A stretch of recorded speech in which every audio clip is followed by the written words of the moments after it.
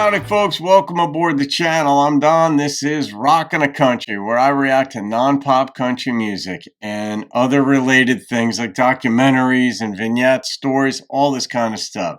Non-pop stuff. This is a gift request of funRonni's. So Ronnie, thank you for this gift and request, and I am looking forward to this. I look forward to most of them, I can tell you that. Some I'm like, oh yeah, this could be good. It's T. Graham Brown's song, I Wish I Could Hurt That Way, and it's on Country Family Reunion, and there's a story about Bill Anderson that somebody's telling. I'm not quite sure.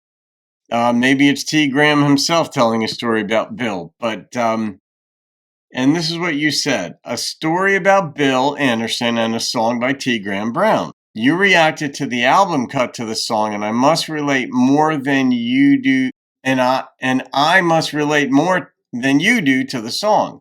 So I'm giving you another chance. LOL. Well, thank you for that other chance, Ronnie. By the way, I have the book T. Graham is talking about, and mine is autographed. So his story made me laugh. Bill spent so much time with his fans. I hope you enjoyed this live version. There we have it. All right. I'm sure I'm going to. Do I feel a 10 coming on, Ronnie? Well, let's see what we have here. I gotta tell you. I did not. I didn't pick up where Elvis left off. Stop it. So Vince and I have been mocking you for a long time. You call it, Impersonating. yeah, but we just tease. And so, really, we've been doing it since the mid-'80s. Impersonating you. So anyway, I borrowed your bus one time. I don't know if this is how you found out or not, but I borrowed your bus one time, and we had a boom box, and one of my band members was interviewing me, and I was being Bill Anderson, and it was pretty blue. It was some stuff you never would say in a million years. And then, on purpose, we left the cassette in the bus cassette deck, hoping you'd hear it. So I don't know if you ever did. So anyway, you wrote this great autobiography one time. What, 20 years ago, 50? When was it? The one. It was great anyway. And I grew up in Georgia, and I've always admired Bill. And so I read this book cover to cover, very absorbing. All the stuff he used to do, like write postcards, answer every fan letter, all that stuff was really, I thought, man. And so Sheila bought it for me, and she took it by your office to get you to autograph it. She brought it back to me. It was a gift, so I wrote, it was a quick read for me, and I read it on the bus. And so the next time I was at the Opry, I didn't know you very well at all. And you came up to, I came up to you and I said, how you doing, Bill? And I just wanted to tell you, I got your autobiography and it was great. I read, cover to cover, it was great. And Bill went, well, your wife brought it by the office to get me to autograph it, and I didn't know that it was a gag gift.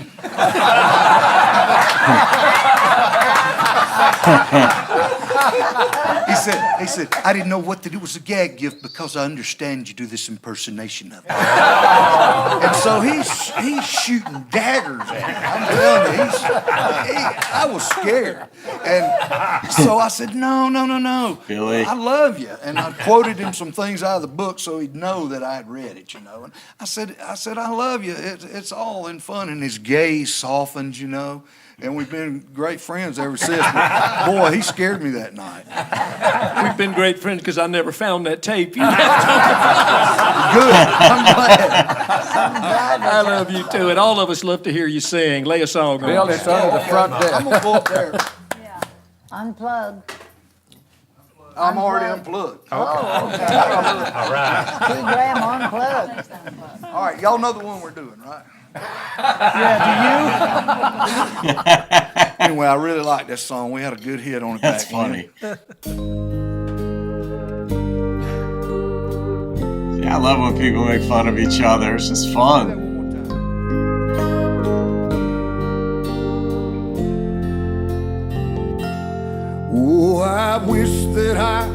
could hurt that way again. Yeah. At least I had you every now and then. And in between the sorrow, there always was tomorrow. And as long as there's tomorrow, there's no end. And Lord, I wish that I could hurt that way again.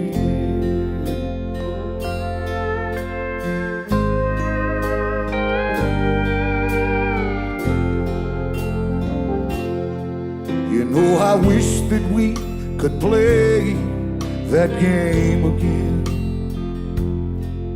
Even though I'd always lose and you would win. In times you would desert me, how the emptiness would hurt me. But your coming back was always worth the pain. And how I wish that I could hurt that way again.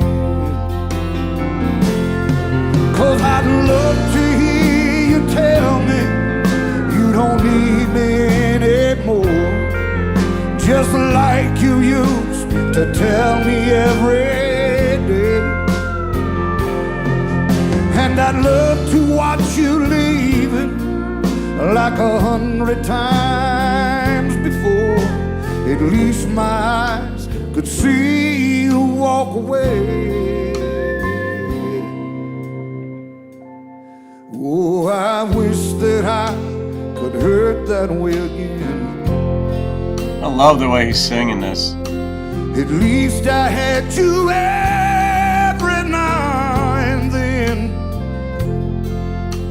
And in between the sorrow, thank God there was tomorrow. 'Cause as long as there's tomorrow, there's no end. And Lord, I wish that I could hurt that way again. Yeah, baby.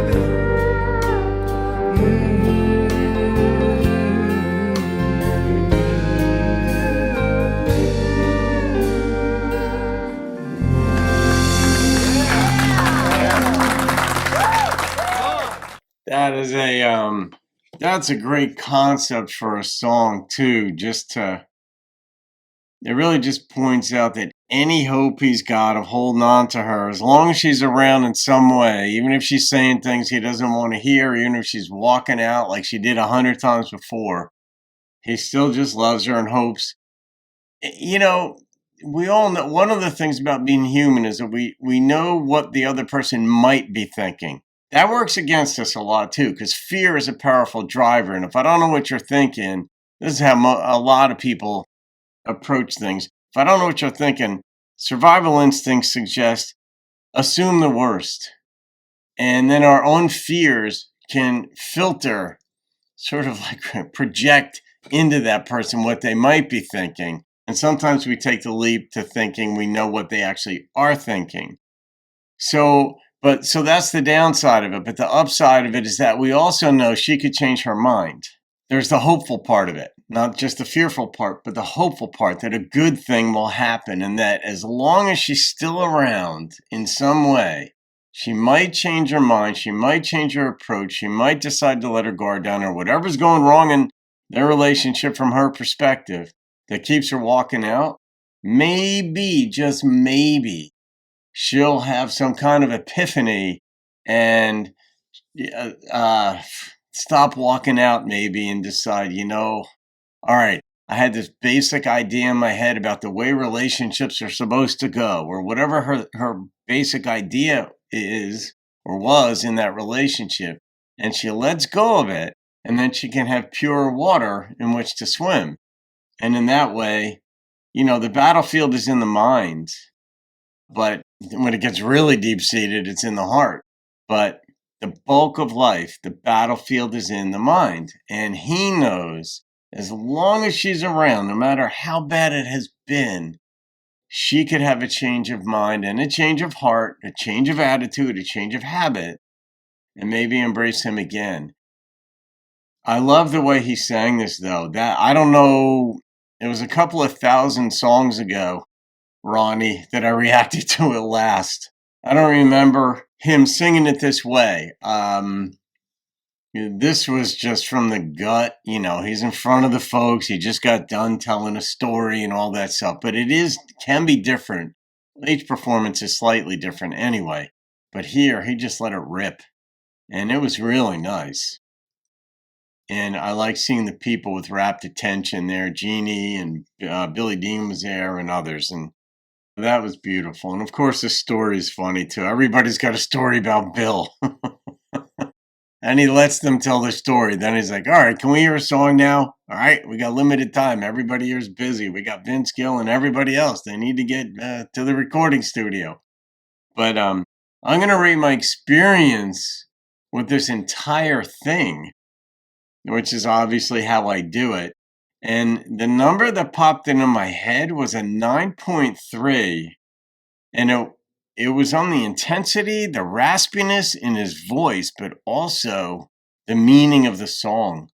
So I'm not quite sure what my feeling was 2,000 or so 3,000 songs ago. the one and only time probably that I'd heard it then. But this was powerful. And I love the funny stories. So, Ronnie, thank you, my dear. All right, guys, hope you're having a good day. Renee Mooberry, should you see this, I hope your move is going well. And that's it. I was thinking of you earlier. Hope things are going well for you too. But Ronnie, thank you.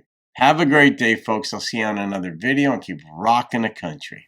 I came up to you and I said, how you doing, Bill? And I just wanted to tell you, I got your autobiography and it was great. I read, cover to cover, it was great. And Bill went, well, your wife brought it by the office to get me to autograph it, and I didn't know that it was a gag gift.